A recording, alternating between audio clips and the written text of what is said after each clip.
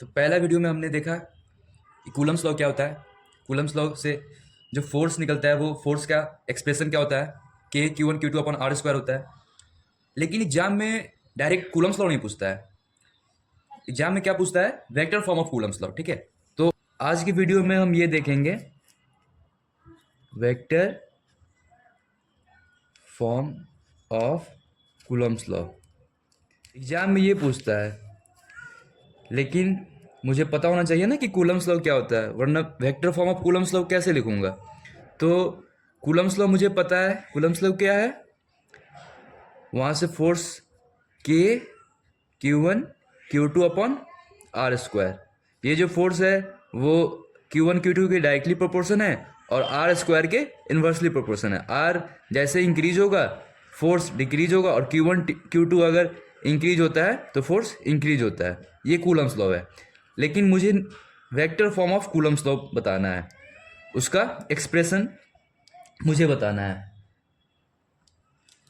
तो अगेन फिर से थोड़ा सा डायग्राम ड्रॉ करते हैं।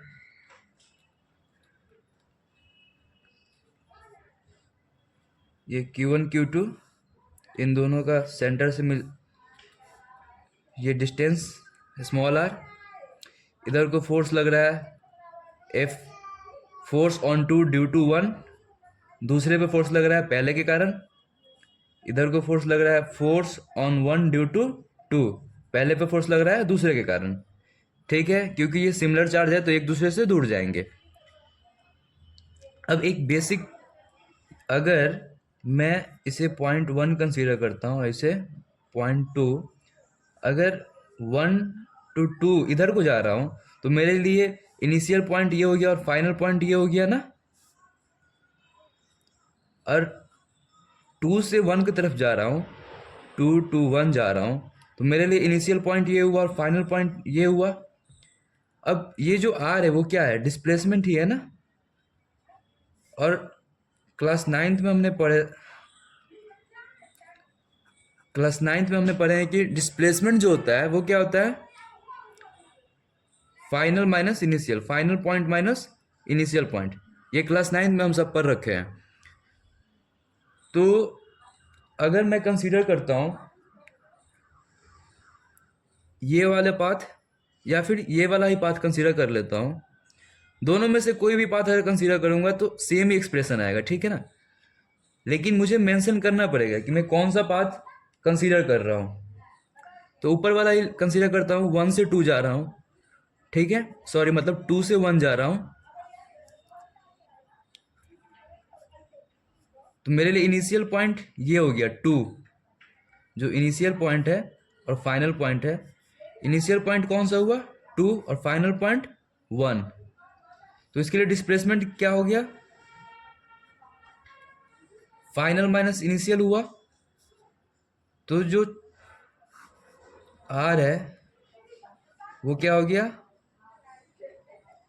R F minus are I, final point minus initial point. तो आर फाइनल क्या है, फाइनल पॉइंट कौन सा पॉइंट है, अगर मैं इसे कंसीडर किया हो तो फाइनल मेरे लिए ये हो गया जो कि वन है, तो इसे आर वन लिख सकता हूँ। और इसे कंसीडर किया हो यानी यहाँ से इधर जा रहा हूँ तो ये इनिशियल पॉइंट हो गया, और पॉइंट ये कौन सा है, टू, तो ये हो गया आर टू। यानी कि जो आर वेक्टर है, आर डिस्प्लेसमेंट वेक्टर होता है, तो जो ये आर वेक्टर है वो क्या हो गया, R one minus R two. अब जो फोर्स है यहाँ पे लिख, according to Coulomb's law, according to Coulomb's law F is equal to K Q one Q two upon are square. अब यहाँ पे ये चीज क्या है, ये है मैग्नीट्यूड। और किसी भी वेक्टर को, वेक्टर क्वांटिटी होने के लिए दो चीज इंपॉर्टेंट होती है, मतलब किसी फिजिकल क्वांटिटी को वेक्टर क्वांटिटी होने के लिए दो चीज़ इंपॉर्टेंट होती है, वो है मैग्नीट्यूड और डायरेक्शन। तो मैग्नीट्यूड तो इसके पास है बट डायरेक्शन नहीं है, यहाँ पे कोई डायरेक्शन नहीं है। तो डायरेक्शन कहाँ से आएगा, वो इस वेक्टर से आएगा, ये जो डिस्प्लेसमेंट वेक्टर है ना, इस वेक्टर से आएगा। अब थोड़ा सा बेसिक हम समझते हैं। हाँ, कोई भी अगर ये वेक्टर है, ए वेक्टर है, तो इसका जो ए कैप होता है ना, अब ये ए कैप क्या है, यूनिट वेक्टर है। यूनिट वेक्टर क्या करता है, डायरेक्शन बताता है उस वेक्टर का, ठीक है। तो जो ए कैप होता है वो क्या होता है, A vector upon mod of A vector होता है, ठीक है। ये क्लास 11 का बेसिक है ये, ओके। यूनिट मतलब क्या होता है, छोटा सा इकाई। अगर यहाँ पे ये छोटा सा जो इकाई है, अगर यहाँ पे मुझे डायरेक्शन पता हो तो मैं ओवरऑल पूरे वेक्टर का डायरेक्शन बता सकता हूँ। तो वही है, ये जो यूनिट वेक्टर है ना, ये डायरेक्शन बताता है। क्या बताता है, डायरेक्शन। तो अगर मुझे ये ए कैप को मैं ऐसे लिख सकता हूँ, A vector upon mod of A vector. और ये मॉड क्या है, ये भी यहाँ पे जो मॉड है ये है magnitude of A vector, okay. और ये जो आर वेक्टर है, इसको भी मैं ऐसे लिख सकता हूँ कि आर कैप जो होगा वो R one minus R two, क्योंकि R one minus R two ही आर है, इसका ये vector upon R one minus R two का मॉड। समझ में आया। तो ये मेरा क्या है, यूनिट वेक्टर किसका, डिस्प्लेसमेंट का, यूनिट वेक्टर ऑफ डिस्प्लेसमेंट का ये यूनिट वेक्टर है। तो इस यूनिट वेक्टर को यहां पे मैं पुट कर दूंगा जो आर कैप है, तो मेरा फोर्स जो है वो वेक्टर फॉर्म में आ जाएगा, क्योंकि मैग्नीट्यूड तो इसके पास ऑलरेडी था जो कि कूलम्स लॉ से आया था। और डायरेक्शन में यहां से उठाकर यहां रख दूंगा, तो ये ओवरऑल क्वांटिटी क्या हो गया, वेक्टर हो जाएगा। पहले बस मैग्नीट्यूड ही था इसके पास, लेकिन डायरेक्शन को रखते ही ये क्वांटिटी वेक्टर हो जाएगा। तो आगे देखते हैं, जो एफ होगा वो K Q one Q two upon are square, और आर कैप क्या है, ये पूरी चीज। तो R one vector minus R two vector upon R one का मॉड माइनस आर टू का मॉड, ठीक है। ये एफ वेक्टर, ये हो गया आपका Coulomb's law in vector form, या vector form of Coulomb's law.